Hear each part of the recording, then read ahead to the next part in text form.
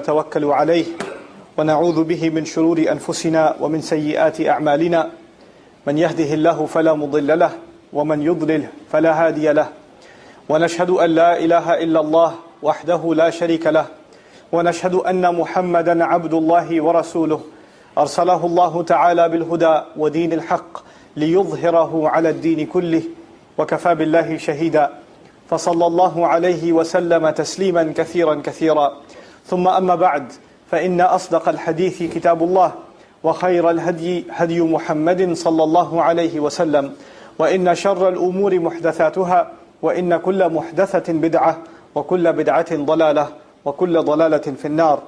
يقول سبحانه وتعالى في كتابه الكريم بعد أن أقول أعوذ بالله من الشيطان الرجيم يا أيها الذين آمنوا استعينوا بالصبر والصلاة إن الله مع الصابرين ولا تقولوا لمن يقتل في سبيل الله أموات بل أحياء ولكن لا تشعرون ولا نبلونكم بشيء من الخوف والجوع ونقص من الأموال والأنفس والثمرات وبشر الصابرين الذين إذا أصابتهم مصيبة قالوا إنا لله وإنا إليه راجعون أولئك عليهم صلوات من ربهم ورحمة وأولئك هم المهتدون.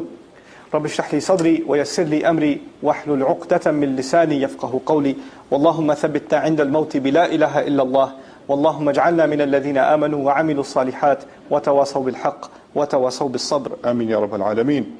আজকের খুতবায় ইনশাআল্লাহ আমি আপনাদের সাথে আমাদের দ্বীনের একটি গুরুত্বপূর্ণ ধারণা সম্পর্কে আলোচনা করব, যে সম্পর্কে কোরআনে বহুবার বলা হয়েছে, কিন্তু দুর্ভাগ্যক্রমে অন্তত আমার জানা মতে, অবশ্যই আল্লাহ তাআলা ভালো জানেন, তবে আমার ব্যক্তিগত পর্যবেক্ষণ অনুযায়ী সাধারণ মুসলিমরা বিশেষত এই বিষয়টিতে বেশ বিভ্রান্ত, যে বিষয়টি কিনা আমাদের ইমানের সাথে সম্পৃক্ত। কেননা এটা আমাদের কথাবার্তায় চলে আসে এবং ব্যাপারটি নিয়ে অনেকেই কষ্ট পেয়ে থাকেন শুধুমাত্র বিষয়টি ভালোভাবে না বোঝার কারণে। আর তাই আজকের খুতবার বিষয় হলো, কেন বিপদ আপদ আসে, কেন জীবনে বিপদ ঘটে। আর আমরা যদি এই বিষয়টিকে আমাদের ইমানের অংশ হিসাবে না দেখি, তখন আমরা অনেক সময় বিপদগ্রস্ত কাউকে এমন কিছু বলে বসি যা কিনা তাকে আরো বেশি কষ্ট দেয়। উদাহরণস্বরূপ, এই তো কিছুদিন আগে আমি কথা বলছিলাম আমার দূর সম্পর্কের এক আত্মীয়ের সাথে। কথা হচ্ছিল আমাদের প্রয়াত দাদিকে নিয়ে। উনি মারা গেছেন, আল্লাহ ওনাকে রহম করুন। মারা যাওয়ার আগে উনি অনেক কষ্ট পেয়েছেন। তো আমাদের পরিবারের এক চাচাতো ভাইয়ের ধারণা হলো, ওনাদের এই মৃত্যু কষ্ট পাওয়ার কারণ উনি যখন অল্প বয়সের ছিলেন তখন কোনো এক চাচি বা কারো একজনের সাথে ভীষণ খারাপ ব্যবহার করতেন, আর সেজন্যই আল্লাহ ওনাকে মৃত্যুর আগে কষ্টের মধ্যে দিয়ে নিয়েছেন। তারা এসব কথা ছলেই বলে, কথায় কথায় বলে ফেলে, কিন্তু আসলে প্রথমত বিষয়টি খুবই বেদনাদায়ক। আর কাউকে নিয়ে এমন কথা বলা কতটা ন্যায়সঙ্গত যে আল্লাহ অমুককে অমুক কারণে কষ্ট দিয়েছেন, বিশেষত এমন কাউকে নিয়ে যিনি ইতিমধ্যে মারা গেছেন। সত্যি বলতে আমি খেয়াল করে দেখলাম আমাদের পারস্পরিক কথাবার্তায় আমরা অহরহই এ ধরনের কথা বলে থাকি একজন আরেকজনকে। জানো কেন তোমার এমন হচ্ছে? কারণ আল্লাহ তোমার প্রতি নারাজ। এমনকি আমি অভিভাবকদেরকেও সন্তানের সাথে এই ধরনের কথা ব্যবহার করতে দেখেছি। জানো তুমি কেন সিঁড়ি থেকে পড়ে গেলে? কারণ কালকে যে তোমাকে আমি নাস্তাটা শেষ করতে বলেছিলাম তুমি করোনি, আর এই জন্যই তুমি ব্যথা পেলে, কারণ তুমি কথা শোনোনি। এমনকি স্বামী স্ত্রীও পরস্পরকে এই ধরনের কথা ব্যবহার করে আক্রমণ করে, একজন আরেকজনকে কথা শোনায়। আর এই বিষয়গুলোই কিনা আমাদের ইমানের সাথে সংযুক্ত। তাই আমাদেরকে ঠিকমতো এবং খুব ভালোভাবে বিষয়টি বুঝতে হবে। তো আমি যখন বলছি বিপদ আপদ, শুধুমাত্র ছোটখাটো বিপদের কথা বলছি না, আমি ছোট বড় সব ধরনের বিপদ আপদ নিয়েই বলছি। আবার আমি শুধু সেসব ঘটনার কথাও বলছি না যেগুলো আমাদের সাথে ব্যক্তিগতভাবে ঘটে থাকে। কারণ ব্যক্তিগতভাবে যেমন কারো আল্লাহ না করুক হয়তো কারো একটা গাড়ির দুর্ঘটনা ঘটলো, কারো হয়তো একটা দুরারোগ্য ব্যাধি হলো, কারো হয়তো প্রয়োজন পড়লো একটা অস্ত্রোপচারের, কারো হয়তো নিজ পরিবারের কাছের কেউ মারা গেল, কাউকে হয়তো শেষমেশ হাসপাতালে ভর্তি হতে হলো, অথবা কেউ চাকরি হারালো এবং অর্থকষ্টে নিপতিত হলো, অথবা কাউকে বাড়ি ছাড়তে হলো, হয়তো বন্ধক করা ছিল যেটা বাজেয়াপ্ত হয়ে গেছে, এরকম কিছু। এগুলো ছাড়াও আরো ব্যাপক পরিসরের ঝামেলা রয়েছে যেগুলোতে একটি সমাজ কিংবা একটা শহর আক্রান্ত হয়। যেমন বন্যার কবলে পড়লো একটা শহর আর পুরো শহরটা বিপর্যস্ত হয়ে গেল। একটা ভূমিকম্প হলো, শত শত হাজার হাজার জীবন বিপর্যস্ত হলো, অথবা দুই জাতির মধ্যে যুদ্ধ শুরু হলো কিংবা গৃহযুদ্ধ শুরু হয়ে গেল। আর যা কিনা ছিল একটা শান্তিময় পরিবেশ, হঠাৎ তা আপতিত হলো আগুনের মুখে, সম্পূর্ণ পুরে ছারখার হয়ে গেল। একদিন আগেও যেমন ছিল, পরের দিনে আপনি ঠিক সেই জায়গাটা চিনতে পারছেন না। কাজেই এরকম ঘটনা হতে পারে ব্যক্তিগত পর্যায়ের প্রাত্যহিক ব্যাপার, আবার হতে পারে আরো বড় পরিসরের। তো আমি শুরু করব ব্যক্তিগত পর্যায় থেকে, আর সম্ভবত এই খুতবায় আসলে এই পর্যায়টি নিয়ে কথা বলার সময় হবে। আর সেটাও বেশ গুরুত্বপূর্ণ, কারণ আমাদের নিত্য নৈমিত্তিক কথাবার্তাতেই অন্যদের কথা বাদই দিলাম, আমি মুসলমানদেরকে বলতে শুনেছি আমার নিজ কানেই, আমরা গাড়ি চালাচ্ছি, কোনো কারণে দেরি হয়ে গেছে, ব্যাস বলে ফেললাম, আল্লাহ মনে হয় আজকে আমার সাথে খারাপ মেজাজে আছেন। এজন্য ঝামেলায় ফেলেছেন। জানি না কি এমন করলাম যে আল্লাহ আমাকে বারবার বিপদে ফেলছেন। মানুষ এইভাবে আল্লাহ সুবহানাহু ওয়া তাআলাকে নিয়ে পর্যন্তও কথা বলতে পারে। আপনি নিজে সকালে তাড়াতাড়ি ওঠেননি, ভুল রাস্তায় গাড়ি উঠিয়েছেন, কেননা ঠিকমতো খবর শোনেননি যে রাস্তায় দুর্ঘটনা আগেই হয়েছিল, আর এখন কিনা যা যা ঘটলো সব দোষ আল্লাহ তাআলার। এই প্রসঙ্গে বলবো, প্রথমত বিষয়টা বেশ জটিল, দ্বিতীয়ত এ ব্যাপারে কোরআনে অসংখ্য আয়াত রয়েছে, আক্ষরিক অর্থেই ডজন খানেক আয়াত রয়েছে আল মুসিবাহ এই বিষয়টির উপরেই। আল মুসিবাহ এটি আসলে কি সে আলোচনায় আসছি। আমার মনে হয় বাংলা বা উর্দু ভাষাভাষীরা আন্দাজ করে নিয়েছেন শব্দটির মানে, যে এটা এক ধরনের দুর্যোগ বা ভয়ানক কিছু ঘটে যাওয়া। আরবিতে আমরা মোটামুটি এরকম কাছাকাছি অর্থে এই শব্দটি ব্যবহার করি, তবে প্রকৃতপক্ষে মুসিবাহ বলা হয় অনেক বড় মাপের বিপদ বা দুর্যোগের ক্ষেত্রে। মুসিবাহ শব্দটি এসেছে আরবি ভাষার আসবাহ থেকে, আর আসবাহ হলো কোনো একটা লক্ষ্যবস্তুকে আঘাত করা। যখন আপনি একটি লক্ষ্যবস্তুকে ঠিক মতো আঘাত করতে পারবেন, তখন লক্ষ্যবস্তুতে এই আঘাত করাটা, এই জায়গার মতো আঘাত করাটাকে বলা হয় সওয়াব, যার কারণেই অন্য আরেকটি শব্দ সঠিক এর আরবি হলো সওয়াব, সহিহ। সঠিক লক্ষ্যে আঘাত করার ক্রিয়াটি হচ্ছে ইসাবা। এখন মুসিবা শব্দটি হলো কিছু একটা যা আপনাকে আঘাত করে, আর আঘাতটা একেবারে জায়গা মতো এসে।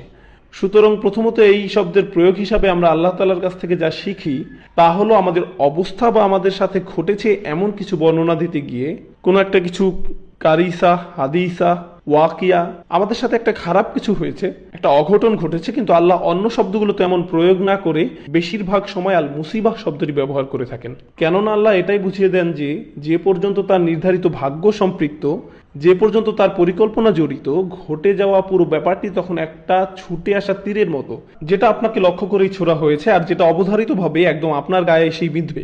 কখন, কোথায়, কিভাবে, কত গভীরভাবে, কত খারাপভাবে এসে বিঁধবে সবকিছু নির্ধারিত হয়েছে। এটা একদম নিখুঁত নিশানা ছিল। এরপর আবার শব্দটি শেষে রয়েছে তা মারবুতা, যে জন্য আমরা মুসিবাহ উচ্চারণ করি, মুসিব না কিন্তু। আর শব্দের শেষে এই তা মারবুতা যোগ করে শব্দে আল হাদাস ধারণাটিকে সংশ্লিষ্ট করা হয়, যার মানে হলো প্রত্যেকটি ছোট ছোট ঘটনা বা প্রত্যেকটি ক্ষুদ্রাতি ক্ষুদ্র জিনিস। দেখুন আমি আপনি কিভাবে চিন্তা করি। উদাহরণস্বরূপ প্রথম যে জিনিসটা ঘটলো তা হলো অফিস যাওয়ার পথে গাড়ি নষ্ট হয়ে গেল, যার ফলে মিটিংয়ে দেরি হলো। তারপর এই দেরিতে পৌঁছানোর জের ধরে আমার চাকরিটা চলে গেল, আর তার ফল হলো আমার বিবাহ বিচ্ছেদ। এর থেকে এই ফল, এর থেকে এই ফল, এই থেকে এর ফল। এক ভাইয়ের সাথে একবার দেখা হলো, খুব বেশি দিন আগের কথা নয়, তার পাসপোর্ট সংক্রান্ত কিছু ঝামেলা চলছিল। সেই ঝামেলার ফলে সে তার পাসপোর্টটি হারিয়ে ফেলে, তার ফলস্বরূপ সে চাকরি হারায়, আর সেই সূত্র ধরে তার বউয়ের সাথে তার বাদানুবাদ ঘটে। তখন সে সবকিছুর জন্য দোষ দেয় পাসপোর্ট কোম্পানিকে, অথবা যে ভিসার কাজ করছে সেই কোম্পানিকে। তাদের কারণেই আমি চাকরি হারিয়েছি, আমার সবকিছু হারিয়েছি। এভাবে তারা সবকিছুকে এক সুতায় গেঁথে ফেলে। কর্ম এবং ফলাফল, কর্ম এবং ফলাফল, কর্ম এবং ফলাফল, সবকিছুরই অবতারণা কিনা ওই একটি জিনিস থেকে। আর আমরাও কিন্তু এগুলো থেকে মুক্ত নই। কিন্তু আল্লাহ তাআলা বলছেন এই সমস্ত বিপদের মধ্যে যে একটি বিপদ, এগুলো প্রত্যেকটি বিপদ পৃথক এবং একক। তাদের কোনোটি একে অপরের ফলস্বরূপ নয়, বরং তারা প্রত্যেকেই হলো আল্লাহ কর্তৃক নির্ধারিত প্রকল্পের ফল। আল্লাহ তাআলার ইচ্ছাতে এই ঘটনা প্রবাহের প্রতিটি ঘটনা এক এক করে ঘটছে। আবার এরকম অনেক মানুষই আছেন যাদের অবস্থা অনেকটা আপনার মতোই, কিন্তু তাদের সাথে এমনটি হয় না, তাদের ঘটনা প্রবাহ একরকম হয় না। আল্লাহ তাদের জন্য ভিন্ন কিছু নির্ধারণ করেছেন। তো তাহলে এটাই হলো আল মুসিবাহ শব্দটির প্রথম পাঠ, যে বিপদটি সুনির্দিষ্টভাবে আপনার জন্যই ধার্য। দুটো আয়াত, ডজন খানেকের মধ্যে অন্তত পক্ষে দুটো আয়াত রয়েছে যা কিনা কোনো অবস্থাতেই আমাদের ভুলে যাওয়া উচিত নয়। মুসিবাহ শব্দটি প্রসঙ্গে আল্লাহ তাআলা সর্বপ্রথম বলেছেন সূরা বাকারাতে, যে আয়াতগুলো আমি আগেই তেলাওয়াত করেছি, অভিনন্দন জানাও ধৈর্যশীলদের। কি অদ্ভুত ভাষাই না আল্লাহ তাআলা ব্যবহার করে থাকেন। যখন আপনার কিংবা আমার কোনো একটা কঠিন সময় এসে পড়ে, তখন আমাদের ধৈর্য ধারণ করা কর্তব্য। সুখের সময় তো ধৈর্য ধারণের প্রশ্ন আসে না, কিন্তু আপনার ধৈর্য ধারণের দরকার যখন কিনা আপনি বিপর্যস্ত, যখন কিছু একটা সমস্যা হয়, যখন খারাপ কিছু ঘটে। আপনার গ্রাজুয়েশন করার কথা ছিল, আল্লাহ বিলম্বিত করলেন, আপনি একটা ক্লাসে পাশ করতে পারলেন না, এখন আপনাকে কিছুটা ধৈর্য ধরতে হবে। আপনি অসুস্থ হয়ে পড়লেন, আপনাকে ধৈর্য ধরতে হবে। কোনো একটা খারাপ কিছু ঘটলে আপনাকে ধৈর্য ধরতে হবে। এখন আপনারাই বলেন, আপনি যখন নিজেরা কথা বলি, কেউ একজন হয়তো এমন একটা কঠিন অবস্থার সম্মুখীন হলো যখন ধৈর্য ধরা ছাড়া পথ নাই, মনে করুন একই অবস্থায় আপনি আমি, সেই মুহূর্তে আপনার আমার জন্য একমাত্র পরামর্শ হলো ধৈর্য ধারণ করা। এখন এই অবস্থায় কি কেউ এই ব্যক্তিকে বলবে যে আপনাকে অভিনন্দন? দেখুন এর কি কোনো মানে হয়? কিছুই তো বোঝা যাচ্ছে না। ভাই আমার মনে হচ্ছে আপনি দুঃসময়ে আছেন, আমি দোয়া করি আল্লাহ আপনাকে আরো ধৈর্য দান করুন। আপনি এই অবস্থায় কারোর সাথে হেসে কথা বলবেন না বা তাকে অভিনন্দনও জানাবেন না। সাধারণত আপনি কখন কাউকে অভিনন্দন জানান? যখন কিনা তার একটা খুশির কিছু ঘটে, যখন কিনা তার সবকিছু পরিকল্পনা অনুযায়ী সংঘটিত হয়। কেউ তার পছন্দের চাকরিটা পেয়ে যায়, কারো পদোন্নতি হয়, অথবা কেউ বিয়ে করার কথা ভাবছে, পছন্দ মতো সবকিছু ঠিকঠাক হয়ে যায়। এমন আনন্দের মুহূর্তগুলোতেই আমরা অভিনন্দন জানাই। অথচ আল্লাহ পাক কি বলছেন? তিনি বলছেন যারা ধৈর্য ধরে আছে তাদের অভিনন্দন জানাও। সুবহানাল্লাহ। কেন?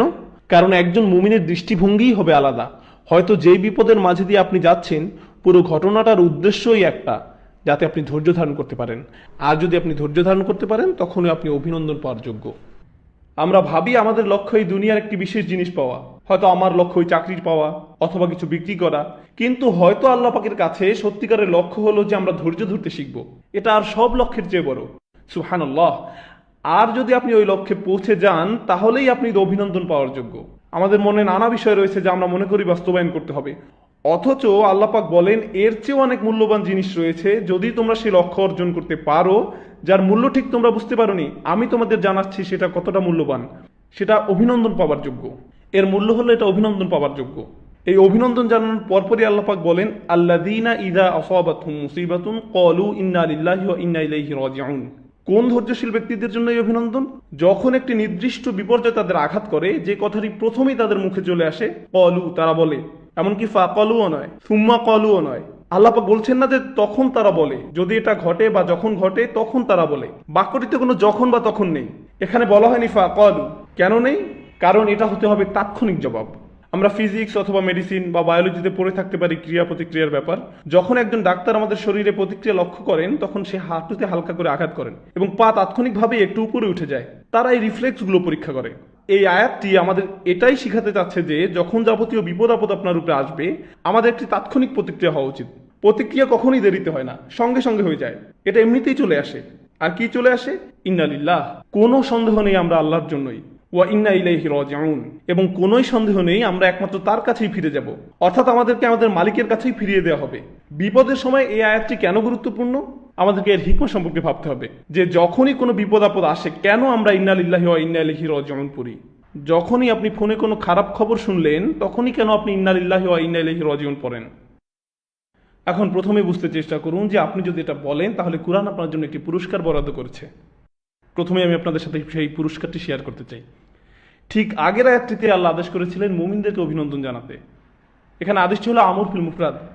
এখানে বহুবচন অবাশশির সাবিরিন বলা হয়নি, বরং বলা হয়েছে অবাশশির সাবিরিন, যা এক বচন।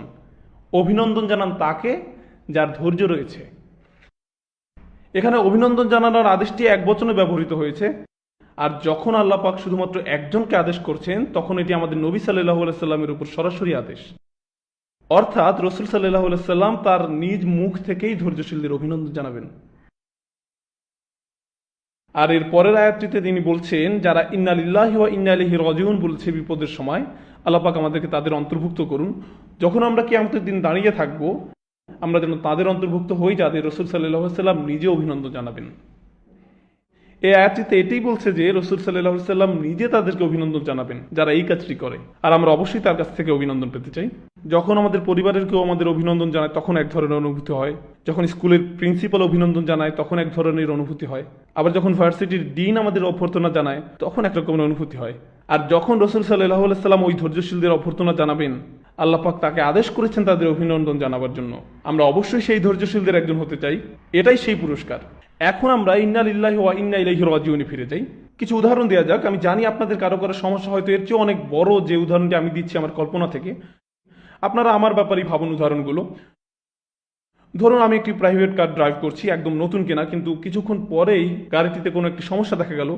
বাধ্য হয়ে গাড়িটি সাইড করে রাস্তার পাশে রাখতে হলো। প্রচন্ড রাগ হলো আমার। অনেকগুলো টাকা দিয়ে গাড়িটা কিনলাম, কিভাবে হতে পারে এমন কিছু? জরুরি একটা কাজ মিস হয়ে যাচ্ছে, এই গরমে জ্যামের মধ্যে আটকে আছি, ওইদিকে এসিটাও ঠিক মতো কাজ করছে না। এই সব কিছুই নিজের মনে ভাবছি। কিন্তু একজন সত্যিকারের মুমিন হিসাবে যেটা ভাবা উচিত তা হলো ইন্না লিল্লাহি ওয়া ইন্না ইলাইহি রাজিউন। কেন? কারণ আমি ভাবছি গাড়িটার উপর আমি বিরক্ত, কারণ আমি এটার মালিক, গাড়িটা আমারই। কিন্তু আমি নিজেকে মনে করিয়ে দিচ্ছি যে আমি কিছুরই মালিক নই, বরং আমি নিজেও অন্য কারো সম্পত্তি। আমি একমাত্র আল্লাহর, তিনিই তো আমার মালিক। কোনো সন্দেহ নেই আমি তারই জন্য। কিভাবে তাহলে আমি অভিযোগ করব কিছুর ব্যাপারে? আমি তো কিছুরই মালিক নই। মানুষ তখনই রেগে যায় যখন সে প্রাপ্য কিছু আশা করে। যখন আমার কিছু পাওয়ার কথা ছিল, যখন আমার ফোন ঠিক মতো কাজ করছে না, গাড়িটা ঠিকভাবে কাজ করছে না, লাইটটা অন হচ্ছে না, যখন প্রাপ্য কিছু আমরা না পাই, তখনই আমরা রেগে যাই। অথচ এই আয়াতটিতে আমরা বলি ইন্না লিল্লাহ। আমরা মেনে নেই যে আসলে আমাদের প্রাপ্য বলতে কিছু নেই। আমি তো আল্লাহরই জন্য, তিনি আমার মালিক, সবকিছু তার প্রাপ্য, আমার নয়। এটা সব কিছুকে শান্ত করে দেয়। তখন এই দুনিয়ায় আমরা যা পাই সবকিছু উপহার স্বরূপ। এমন কিছু নয় যে আমরা অর্জন করি, বরং উপহার মাত্র। আর যখন কিছু পাই না তখন বুঝতে পারি যে এটা তো আমার প্রাপ্যই নয়। আমরা আমাদের হাতকে খুব স্বাভাবিক কিছু মনে করি, আমাদের চোখকেও তেমনি স্বাভাবিক কিছু মনে করি, আমাদের নাককেও খুব স্বাভাবিক কিছু মনে করি, আমাদের জিহ্বাকে স্বাভাবিক কিছু মনে করি। আমি যে আপনাদের সামনে দাঁড়িয়ে কথা বলছি, আমি যে আপনাদের সাথে কথা বলতে পারছি, সব কিছুকে আমরা একদম স্বাভাবিক কিছু বলে মনে করি। কিন্তু এই জিহ্বার মালিক আমি নই, আমি তো কাউকে এর জন্য টাকা দেইনি, একমাত্র আল্লাহ পাকই এটির মালিক। তাই যদি কখনো তোতলামি চলে আসে, ইন্না লিল্লাহ। আর এই সমস্যাটার দ্বিতীয় অংশ, আল্লাহ পাক কিভাবে আমাদের ধর্মের সকল সমস্যার সমাধান দেন, কি জ্ঞান গর্ভ দিক নির্দেশনা না আল্লাহ আমাদের দিয়েছেন যখন আমরা বিপদে পড়ি। দ্বিতীয় অংশ হলো ইন্না ইলাইহি রাজিউন, কোনো সন্দেহ নেই তার কাছে আমরা ফিরে যাব। কেন এটা গুরুত্বপূর্ণ? কারণ আমি আপনি এই মুহূর্তে যে বিপদেই থাকি না কেন, সেটা চিরস্থায়ী নয়, চিরস্থায়ী নয়। সেটা হোক সেটা টাকা পয়সার সমস্যা, স্বাস্থ্যগত সমস্যা, পরিবার নিয়ে সমস্যা, ইমোশনাল সমস্যা, শারীরিক সমস্যা, যেটাই হোক, কোনোটাই চিরস্থায়ী নয়। কারণ আমি আপনি আমরা নিজেরাই চিরস্থায়ী নই। যখন আমরাই স্থায়ী নই, তাহলে আমাদের সমস্যাগুলো কিভাবে স্থায়ী হবে? আমরা নিজেরাই আল্লাহ পাকের কাছে ফিরে যাব। এই সমস্যাটা তো কিছুই নয়, বরং ভুলে যান এটি। কারণ আমরাই তো থাকবো না, শুধু যে ঝামেলাগুলো থাকবে না তা নয়, আমরাই থাকবো না, আমাদেরকে আল্লাহর কাছে ফিরে যেতে হবে। সবকিছু সঠিক দৃষ্টিকোণ থেকে বিচার করুন, আর তখনই আপনি বুঝতে পারবেন যে আসলে আপনার কি নিয়ে চিন্তা করা উচিত। সার্বিক দিক থেকে সবকিছু বিচার না করলে যে কোনো ভুল ব্যাপারে আপনি মনোনিবেশ করতে পারেন। আমার শিক্ষক সবসময় একটা উদাহরণ দিতেন যে যদি কোনো বিল্ডিং এর ভিতরে থাকো, যদি সেখানে আগুন লাগে, আপনি সেই দালানের ভিতরে আপনি কারোর সাথে ঝগড়া করছেন যে কোন দেয়ালে কোন রং করা যায়। আমার মনে হয় ধূসরের সাথে নীল রংটা ভালো লাগছে। জনাব, বিল্ডিং এ আগুন লেগেছে, আমাদের এখন সবার আগে পানি দরকার, আগুন নিভাতে হবে, এখান থেকে বের হতে হবে। এখানে আগের কাজ আগে করতে হবে। যখন আমরা পুরো প্রেক্ষাপট বুঝবো যে আরো বড় সমস্যা আছে, আর সেই সমস্যাটি হলো যে আমরা এখনো মেনে নেইনি আমরা আল্লাহ পাকের জন্য। হয়তো কখনো কখনো আমি আপনি সমস্যার মধ্যে যাই এই জন্যই, যাতে আল্লাহ পাক আমাদের মনে করে দিতে পারেন যে আমরা সবাই আল্লাহর জন্য। হয়তো আমি আপনি কোনো বিপদের মধ্যে দিয়ে যাচ্ছি এই জন্যই যে আল্লাহ আমাদেরকে সেই পুরস্কারটি দিতে চান যে আমরা শুধু জিহ্বা দিয়ে বলবো না, আমরা মন থেকে বলবো ইন্না ইলাইহি রাজিউন। শুধু এটাই অনেক বড় এক পুরস্কার। এটা যদি আমরা মনে গেঁথে নিতে পারি, তবে ধৈর্য ধরা তখন অনেক সহজ হয়ে যাবে। আর যদি আমি আপনি ধৈর্য ধরতে পারি, আল্লাহ পাক আমাদের ধৈর্যশীলদের অন্তর্ভুক্ত করুন, তবেই আমরা রাসূল সাল্লাল্লাহু আলাইহি সাল্লামের অভ্যর্থনা পাব। শেষ বাকি কয়েক মিনিটে আমি বলতে চাই, এটা ছিল দুটো আয়াতের একটি, যে ব্যাপারে আমি কথা বলতে চেয়েছিলাম। বিপদের প্রতি আমাদের প্রতিক্রিয়া হলো ইন্না লিল্লাহি ওয়া ইন্না ইলাইহি রাজিউন। কিন্তু এখন শেষ কিছু মিনিটে আমি অন্য একটা বিষয় নিয়ে কথা বলতে চাই। জীবনে যত বিপদ আসে, সমস্যা বা চ্যালেঞ্জের মুখোমুখি হতে হয় তা নিয়ে। আর সেটা হলো, কোরআনে দু ধরনের আয়াত আছে। এক ধরনের আয়াতে আল্লাহ পাক বলেন, যা কিছু তোমাদের ক্ষেত্রে ঘটে, মা আসাবা মিন মুসিবাতিন ফিল আরদি ওয়ালা ফি আনফুসিকুম ইল্লা ফি কিতাবিন মিন ক্বাবলু আন নাবরাআহা। জীবনে যত রকম বিপদ হয়, যেখানেই হোক, যার উপরই হোক, এমন কোনো বিপদ নেই আকাশে মাটিতে, যেখানেই হোক, যেখানেই ঘটুক, যেটা আগে থেকে কিতাবে লেখা নেই। এটা পূর্ব নির্ধারিত, অর্থাৎ যে আল্লাহ পাকের কদর যেটা হবেই। ধরুন একজন খুব অল্প বয়সে মারা গেল, আপনি এটা বলতে পারেন না যে আহা বেচারা পুরো জীবনটা সামনে পড়েছিল। না, তার ছিল না, এরকম কিছুর অস্তিত্ব নেই। তার জীবনটা ওইটুকুই নির্ধারিত, এই দুনিয়াতে তার সময় ওইটুকুই ছিল। আমার এই দুনিয়াতে থাকার সময় নির্ধারিত, আপনার সময় নির্ধারিত। আপনি বিভিন্ন কবরস্থানে গেলে দেখবেন কারো জন্ম 1901 সালে, মারা গেল 2013 সালে। আবার এটাও দেখবেন যে কেউ জন্ম নিল 2013 সালে, আবার মারা গেল 2013 সালে। এমন কবর আপনি পাবেন। আর এটা আল্লাহ পাক আগে নির্ধারণ করে রেখেছেন যে কতটুকু সময় আমরা প্রত্যেকে এই দুনিয়াতে থাকবো, এটা নির্ধারিত। আপনি বলতে পারেন না যে আজ যদি সে বেঁচে থাকতো, না না না না না, কারণ এটা ঠিক করা ছিল আগে থেকেই। আরেকটি ব্যাপার আল্লাহ পাক বলেন, মা আসাবা বি মুসিবাতিন ইল্লা বিইذনিল্লাহ। আল্লাহ পাকের অনুমতি ব্যতীত কোনো বিপদ আপদ তোমাদের উপর পড়ে না, আল্লাহর অনুমতি ব্যতীত, আল্লাহর অনুমতি ব্যতীত। আর সত্যিকার ইমানদারদের দিকে তাকান, তারা কি দারুণ কথাই না বলে, কুল লা ইউসিবানা ইল্লা মা কাতাবাল্লাহু লানা হুয়া মাওলানা। এটা অবিশ্বাস্য। বিশ্বাসীদের বলতে হলো, আমাদের উপর কোনো বিপদ আপত্তি হয় না তা ব্যতীত যা আল্লাহ আমাদের জন্য লিখে রেখেছেন। তারা বলতে পারতো যে আল্লাহ পাক যা আমাদের বিপদে লিখে রেখেছেন, কারণ আমরা যখন বিপদ আপদের কথা ভাবি তখন আমরা ভাবি এগুলো আমাদের বিরুদ্ধে আসছে। কিন্তু আয়াতটি বলছে মা কাতাবাল্লাহু লানা, আমাদের জন্য যা লিখে রেখেছে, হুয়া মাওলানা, আল্লাহ আমাদের অভিভাবক। আল্লাহ বিশ্বাসীদেরকে শেখাচ্ছেন যে যখন বিপদ আপদ আসে, এগুলো আমাদের বিরুদ্ধে লেখা নয়, বরং আমাদের জন্যই লেখা। আয়াতে বলা হয়েছে আমাদের জন্য। আর এভাবেই একজন বিশ্বাসীকে ভাবতে হবে বিপদ আপদ নিয়ে যে এটা তার জন্যই। পবিত্র কোরআনে আরো কিছু আয়াত আছে, একটি দুইটি নয়, কয়েকটি, যেখানে বলা হয়েছে তোমাদের উপর যাই ঘটে ফাআসাবাহুম সাইয়্যাতু মা আমিলু, সুতরাং তোমাদের মন্দ কাজের শাস্তি তোমাদের মাথায় আপতিত হয়েছে। ওমা আসাবা মিন মুসিবাতিন ফাবিমা কাসাবাত আইদিকুম ওয়া ইয়াফু আন কাসীর, তোমাদের উপর যেসব বিপদ আপদ আপতিত হয় তা তোমাদেরই কর্মের ফল। আল্লাহ পাক বলছেন এটা তোমার দোষ। কিছু আয়াতে আল্লাহ পাক এটাই বলেছেন যে এটা আল্লাহর সিদ্ধান্তের কারণে নয়, বরং তোমাদের নিজেদের কারণেই হয়েছে, এটা তোমার দোষ। এখন দুটি ব্যাপারে আমরা কিভাবে সিদ্ধান্ত আসবো যে কেন এটা হলো? প্রথম যে উপদেশটি আমি দিব যে আল্লাহ পাক কখনই বলেননি কুল, তিনি বলেননি কুল এটা তোমাদেরই দোষ, শুধুমাত্র সূরা আল ইমরানের একটি আয়াত ছাড়া, কুল হুয়া মিন ইনদি আনফুসিকুম। অন্য কথায় আমরা এটা কখনোই কাউকে বলতে পারবো না যে এইরকম কিছু তোমার সাথে হচ্ছে কারণ এটা তোমার দোষ। কেউ ক্যান্সার আক্রান্ত হয়েছে, আপনি বলতে পারবেন না তোমার কারণে হয়েছে, তুমি 5 ওয়াক্ত নামাজ পড়োনি এই জন্য ক্যান্সার হয়েছে, এটা আপনি বলতে পারবেন না।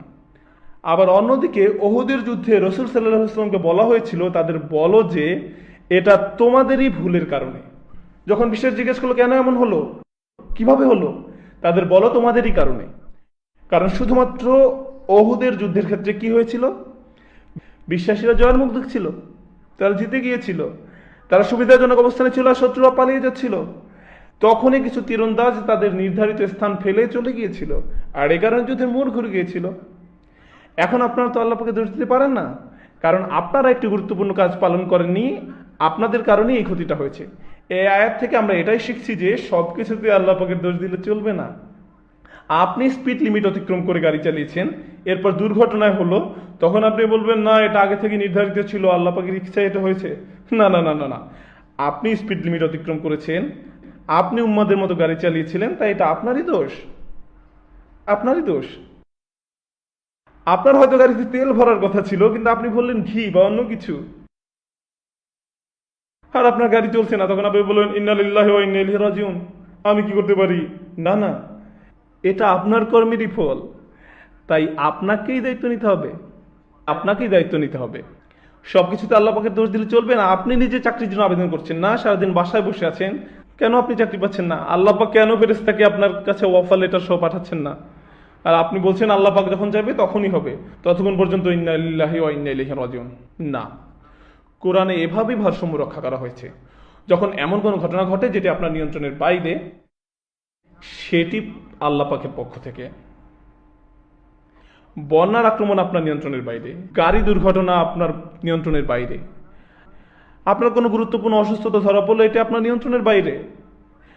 কিন্তু অসুস্থতা হওয়ার কারণ যদি হয় আপনি দিনে 4 প্যাকেট সিগারেট খান, আপনার ডাক্তার বললো যে আপনি ডায়াবেটিকের পেশেন্ট, আর আপনি আবার আপনার চিনিতে কিছুটা চা ঢেলে খান, আপনি এরকম কিছু যদি করেন তাহলে আল্লাহ পাকের দোষ করতে পারবেন না।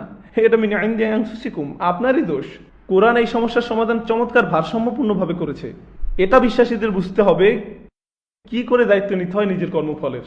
তবে যেটাই হোক, বিপদ যে কারণে আসুক, যদি সেটা মৃত্যু না হয়, এটা আল্লাহ পাকের কাছ থেকে একটি পুরস্কার, এটা আল্লাহর পক্ষ থেকে পুরস্কার, যেন আমরা শিক্ষা নিয়ে সামনে এগিয়ে যেতে পারি আর ভবিষ্যতে ভালো কিছু করতে পারি। কিছু মানুষ আছে যাদের চাকরি হারায়, তাদের মাঝে 2 ধরনের মানুষ আছে, কেউ নিজেকে দোষ দেয়, কেউ আবার আল্লাহ পাককে দোষ দেয়।